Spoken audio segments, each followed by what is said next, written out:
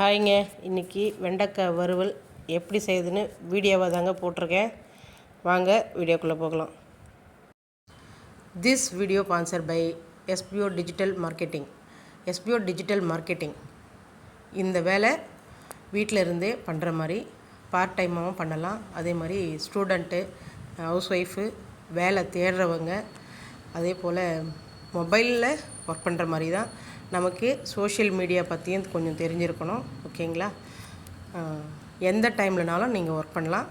அப்படி உங்களுக்கு விருப்பம் இருந்தால் இந்த நம்பருக்கு கான்டாக்ட் பண்ணுங்கள் வாட்ஸ்அப்பில்.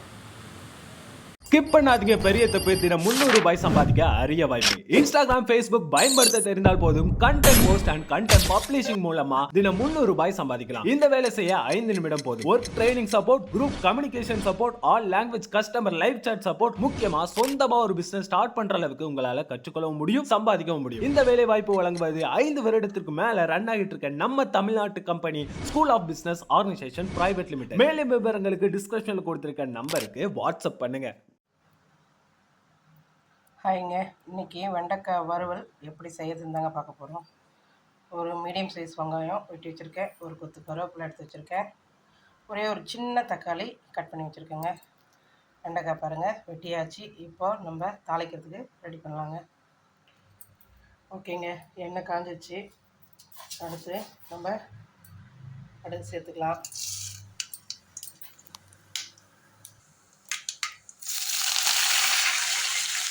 கருவேப்பிலை சேர்த்துக்குங்க. கொஞ்சம் நல்லா ஃப்ரை ஆகட்டும். அடுத்து வெட்டி வச்ச வெங்காயத்தை சேர்த்துக்குங்க. இவங்க நல்லா வதங்கின பிறகு அதை அடுத்து தக்காளி சேர்த்துக்கலாங்க. ஓகேங்க, வெங்காயம் நல்லா வதங்கிடுச்சு. அடுத்து நம்ம வெட்டி வச்ச தக்காளி சேர்த்துக்கலாங்க.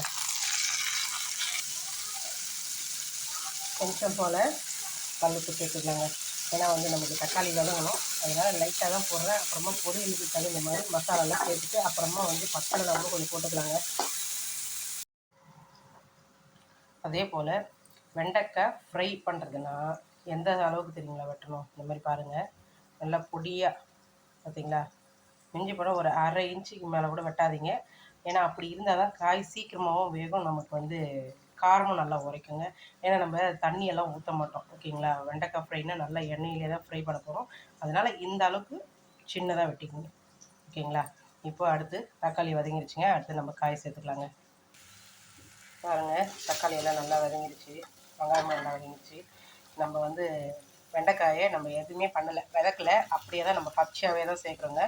ஏன்னா நம்ம ஃப்ரை பண்ணுறதுனால விதக்கணும்னு ரொம்ப அவசியம் இல்லைங்க, அப்படியே சேர்த்துக்கலாம். பாருங்கள், காய் எல்லாத்தையும் சேர்த்தாச்சு. கடாய் ஃபுல்லாக இருக்குது இப்போது. ஏன்னா இப்போ நம்ம விதக்கலை, பச்சையாக இருக்கிறதுனால இவ்வளோ இருக்குது. இது விதங்கினதுக்கப்புறமா பாருங்கள், இதில் 1/4 பங்கு தான் இருக்கும். ஓகேங்களா? அந்தளவுக்கு நம்ம ஃப்ரை பண்ணுறதாங்க. சிம்மிலே விதக்குங்க, வதங்குற வரைக்கும் வதக்குங்க. அதுக்கப்புறமா கடைசியாக கொஞ்சம் நேரம் ஒரு 2 நிமிஷத்துக்கு முன்னாடி நம்ம மசாலாலாம் சேர்த்து அப்படியே விட்டோம்னா சரியாக போயிடுங்க. கடைசியாக மசாலா ஓகேங்க, வெண்டைக்காய் தேவையான அளவுக்கு வதங்கிடுச்சு. பாருங்கள், நமக்கு அந்த நூலாக வரும் பார்த்தீங்களா? அதெல்லாம் வராது. ஓகேங்களா? அந்தளவுக்கு வந்துச்சுனாவே நமக்கு வெண்டைக்காய் நல்லா வதங்கிடுச்சின்னு அர்த்தம். ஓகேங்களா? ஏன்னா இந்த வெண்டைக்காயோட வழவழப்பு கொஞ்சம் லைட்டாக அடி பிடிக்குங்க. ரொம்பலாம் ஹை ஃப்ளேமில் வச்சோம்னாக்கா ரொம்ப காஞ்சி போயிடும், அப்புறம் டேஸ்ட் வேறு மாதிரி இருக்கும். ஏன்னா இது எப்போவுமே நார்மலாக இருக்கிறது தான். பட் ஆனால் நல்லா வதங்கிடுச்சுன்னா பாருங்கள் எப்படி இருக்குன்னு. இந்த மாதிரி ஒரு உதிரியாக போது அழகாக நம்ம மசாலாவை சேர்த்துக்கலாங்க. ஃபஸ்ட்டு மங்களகரமாக மஞ்சள் சேர்த்துக்கலாங்க. அடுத்து மிளகாத்தூள் சேர்த்துக்கலாங்க. காரத்துக்கு தகுந்த மாதிரி போடுங்க. அதேமாதிரி காய்க்கும் நல்லா உரைக்கணும். ஓகேங்களா? அந்தளவுக்கு மிளகாத்தூள் போடுங்க. அடுத்து பெருங்காய பொடி கொஞ்சம் சேர்த்துக்கலாங்க. அவ்வளோதாங்க. அப்படியே நம்ம எண்ணெயிலே இதை கொஞ்ச நேரம் அப்படியே மசாலாவை நல்லா கலரி விட போகிறோங்க. ஓகேங்களா?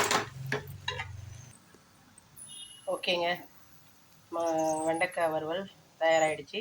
லைட்டாக உப்பு கொஞ்சம் கம்மியாக இருந்ததுங்க, உப்பு மறுபடியும் சேர்த்துக்கிட்டேன். ஏன்னா கடைசியாக நம்ம மசாலா போடும்போது பார்த்து சேர்த்துக்கலாங்க. ஓகேங்க, என்னோடய ஸ்டைலில் வெண்டைக்காய் வறுவல் செஞ்சுருக்கேன்.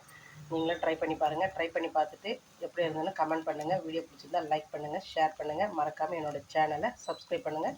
பெல் ஐக்கானும் தட்டுங்க. ஓகே ஃப்ரெண்ட்ஸ், நெக்ஸ்ட் வீடியோவில் பார்ப்போம். தேங்க்யூ.